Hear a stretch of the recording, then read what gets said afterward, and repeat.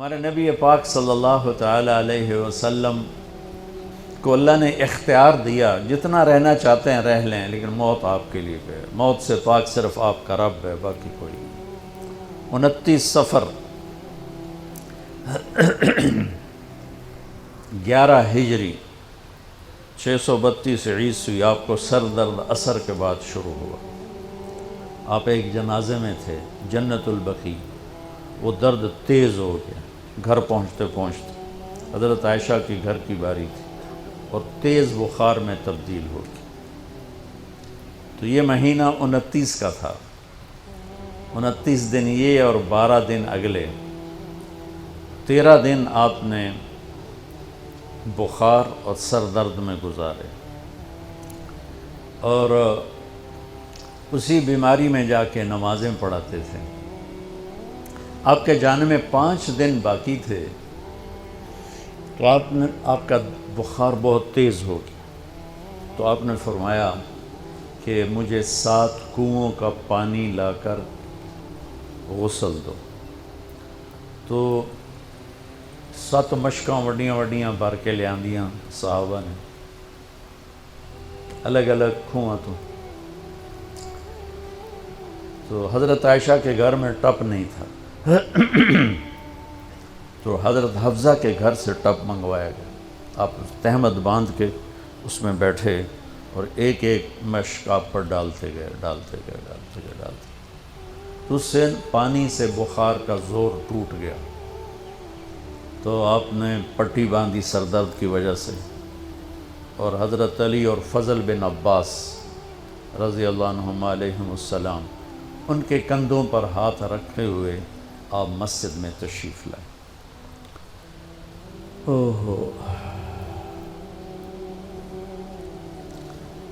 اور مسجد بھری ہوئی تھی۔ آپ نے ایک چھوٹا سا بیان دیا، وہ آپ کو سنانا چاہتا ہوں۔ آپ نے فرمایا، لوگوں، میں ایک زمانہ تم میں گزار کے جا رہا ہوں، میں نے کسی کا حق مارا ہو تو مجھ سے لے لو، کسی پہ زیادتی کی ہو تو بدلہ لے لو، کسی کو تھپڑ مارا ہو، سوٹی ماری ہو، بدلہ لے لو، قیامت کے دن میرے اوپر کوئی مقدمہ نہ کر دینا، میں اس دن کی پیشی کو برداشت نہیں کر سکتا۔ جن کے طفیل لوگوں کی پیشیاں معاف ہو جائیں گی، جن کے طفیل حساب شروع ہوگا، جن کی طفیل کروڑوں اربوں گناہگار ان کو معافی ملے گی، وہ امت کو کیا پیغام دے کے جا رہے ہیں کہ جب میرے ذمے کوئی ہے تو ہون لے لو، اتھے نہ منگیا جائے۔ آپ نے اس کو اتنا دہرایا کہ صحابہ رونے لگے۔ تو آپ نے اتر کے ظہر کی نماز پڑھائی، پھر ممبر پہ آ گئے، پھر اسی بات کو دہرایا، میں نے کسی کا حق مارا ہو، کسی کو تھپڑ مارا ہو، کسی کو سوٹی ماری ہو، کسی پر زیادتی کی ہو، یہ میری جان بھی حاضر ہے، میرا مال بھی حاضر ہے، یہیں فیصلہ کرو میرے ساتھ، آگے نہ اٹھانا۔ ایک آدمی کھڑے ہو گئے، یا رسول اللہ، آپ نے میرے 3 روپے دینے۔ آپ نے فرمایا، ضرور دینے ہوں گے پر مجھے یاد نہیں، ذرا یاد تو کراؤ۔ کہ یا رسول اللہ، آپ کے پاس سائل آیا تھا تو آپ کبھی سائل کو لوٹاتے نہیں تھے کہ نہیں بھی میرے کو لہین کوئی نہیں، یہاں تک کہتے تھے وہ فلاں دکاندار سے جا کے ادھار لے لے، جب میرے پاس آئیں گے میں تیرا ادھار چکا دوں، خالی نہیں بھیجتے تھے۔ تو کہنے لگے، یا رسول اللہ، سائل آیا تھا، آپ کے پاس تھے نہیں، آپ نے مجھ سے پوچھا تیرے پاس کچھ ہیں؟ تو میرے پاس 3 درہم تھے، تو آپ نے کہا اس کو دے دے، میں تمہیں دے دوں گا۔ تو ہم نے کہا ہاں، یاد آ گئی۔ تو پھر آپ کے گھر میں تو ایک چھٹانک تیل نہیں تھا کہ ڈیبا بال جائے، تو آپ نے فرمایا اپنے چچا زاد فضل بن عباس، فضل تو میرا یہ قرضہ ذمہ لیتا ہے؟ کہا جی۔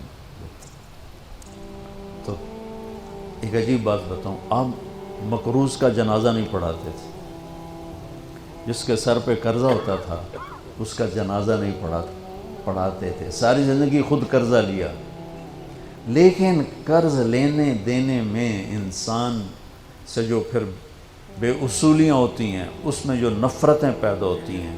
اب دیکھتے نہیں ہو یہ فیصل آباد کے بازاروں میں روزانہ تاجر کیسے گریبان پکڑ کے ماں بہن کی گالیاں دے رہے ہوتے ہیں۔ میں ان تاجروں سے کہتا ہوں، یا ادھار دینا بند کرو یا گالیاں دینا بند کرو، کیوں کسی کی بیٹی کی عزت کو اچھالتے ہو؟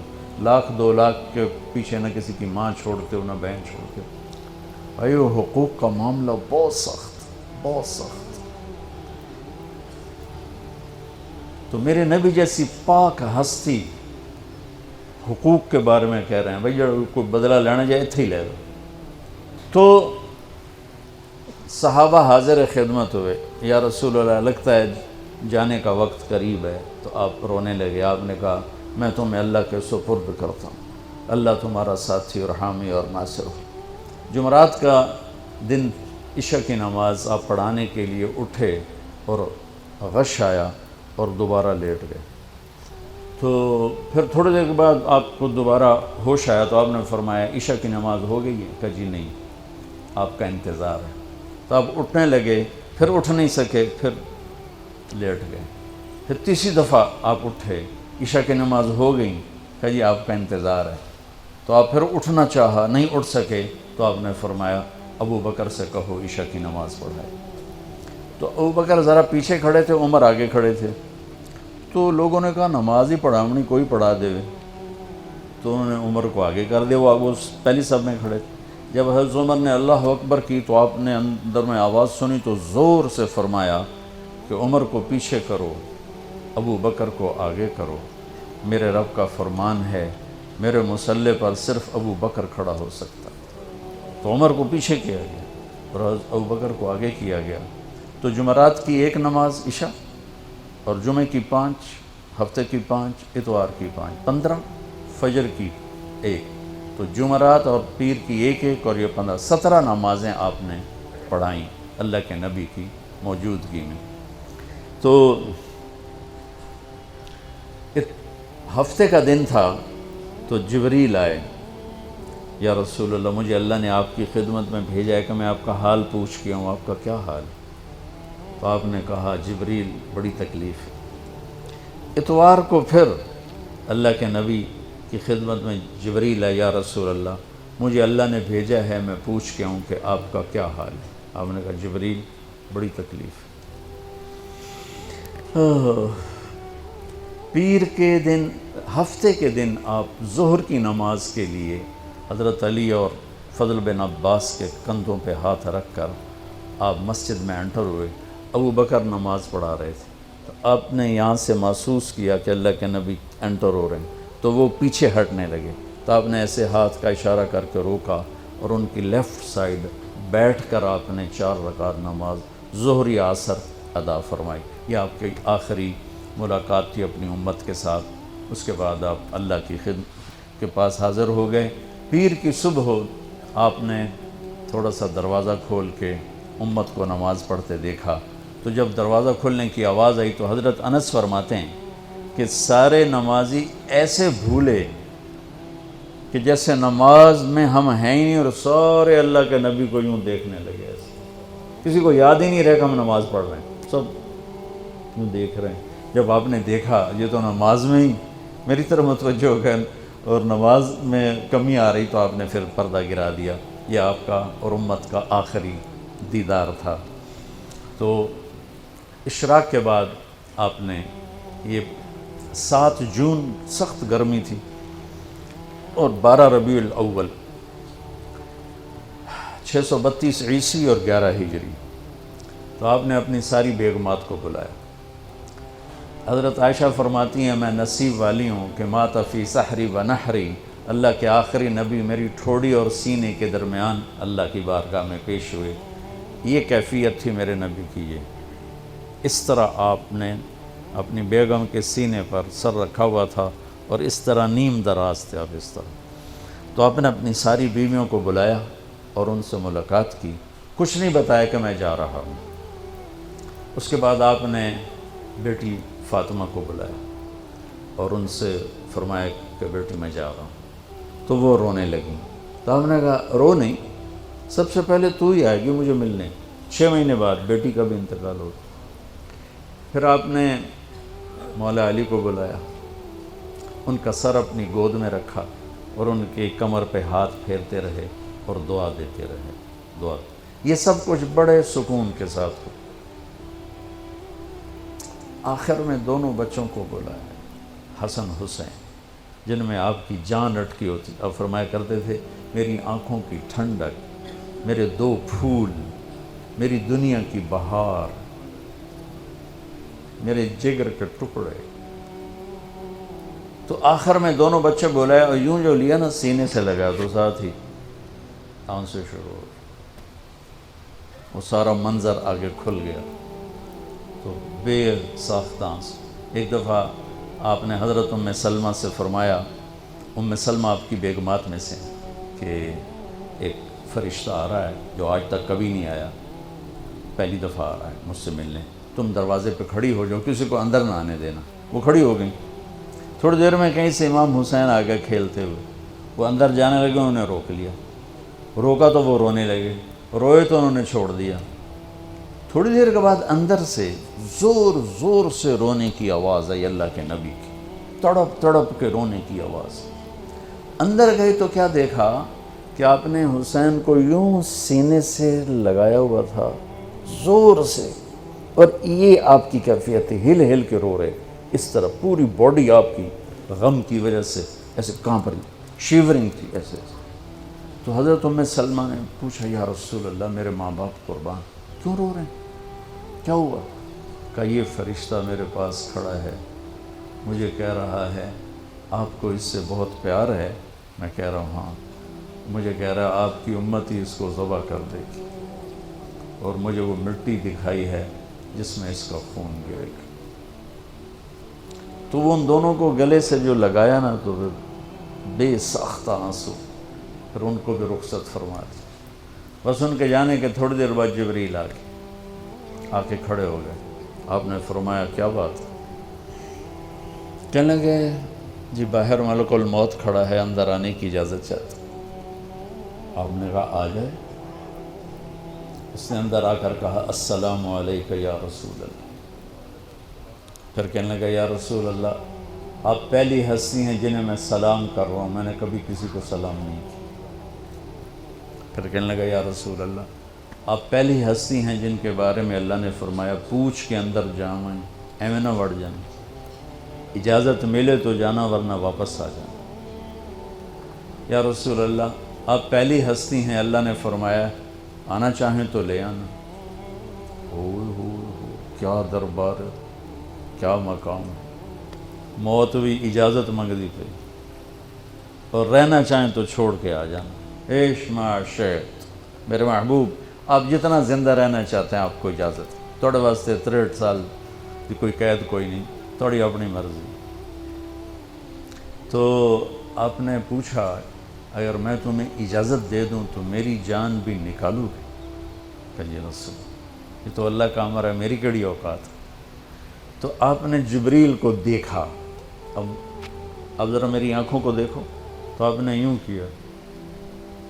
یہ بھی سوال ہوتا ہے کی صلاح ہے، تو بجائے منہ کے آدمی نہیں پوچھتا ہے، یہاں سے سوال کرتا. آنکھیں بھی بہت کچھ کہہ دیتی ہیں، بہت کچھ سنا دیتی ہیں. تو آپ نے یوں کیا. تو وہ سمجھ گئے کہ اللہ کے نبی کہہ رہے ہیں تیری کی صلاح ہے. تو انہوں نے عرض کہ ان ربک الیک لمشتاق.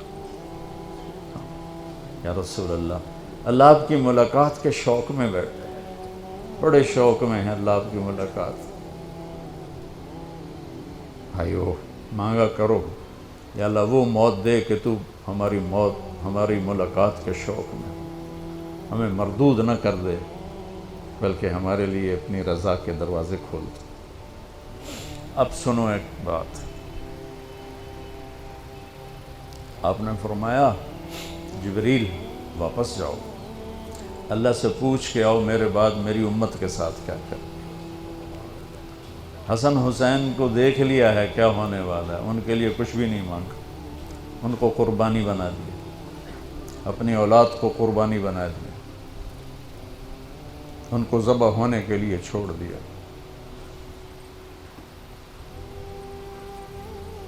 اور تمہارے لیے ہاتھ اٹھا دیا کہ پوچھ کے آ پہلے میرے بعد میری امت کے ساتھ کیا کرے.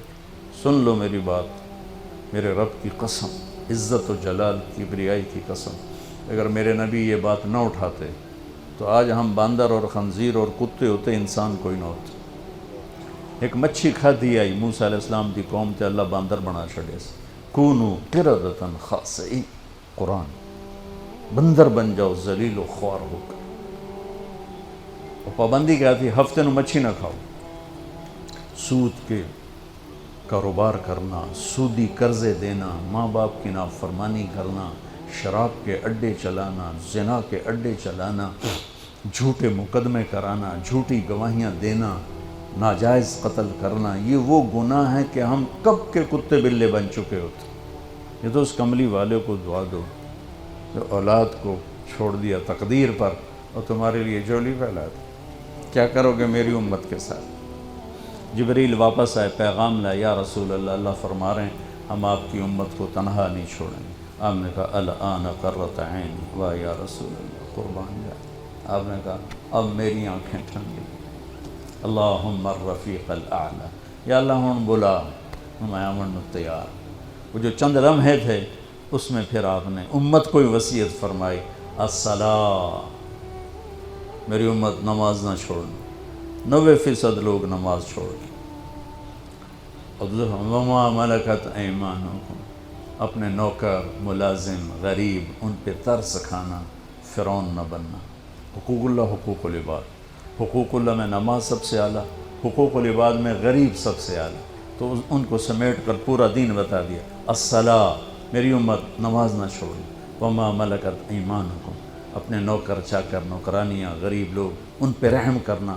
انہی دو باتوں کو اب دہرا رہے تھے. پھر آواز کمزور ہوئی تو کہا الصلاۃ، الصلاۃ، الصلاۃ، نماز، نماز. پھر آخری لفظ سے اللہم الرفیق الاعلی، مولا تیرا ساتھ چاہتا. اور اللہ کا امر پورا ہو گیا.